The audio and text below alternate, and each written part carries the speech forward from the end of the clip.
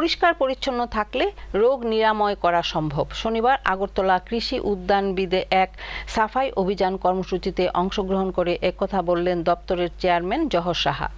পরিবেশকে পরিষ্কার পরিচ্ছন্ন রাখলে রোগ নিরাময় করা যেমন সম্ভব তেমনই সুস্বাস্থ্য বজায় থাকে এবং পরিষ্কার পরিচ্ছন্ন রাখাটা সবার কর্তব্য বলে দাবি করেন হর্টিকালচার দপ্তরের চেয়ারম্যান জহর সাহা।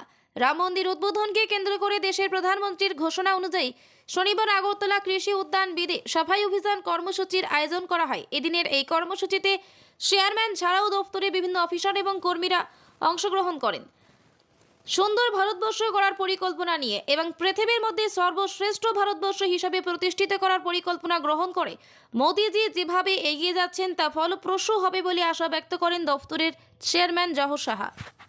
শুধু খালি বিজ্ঞানের ক্ষেত্রে নয়, স্বচ্ছতার ক্ষেত্রেও, এবং এই স্বচ্ছতার আরেকটা মূল উদ্দেশ্য হলো এটা রোগকে নির্মূল করে, কারণ অপরিচ্ছন্নতার মধ্যে দিয়েই আমরা বিভিন্ন রোগের বিভিন্ন ব্যাধিতে আক্রান্ত হই।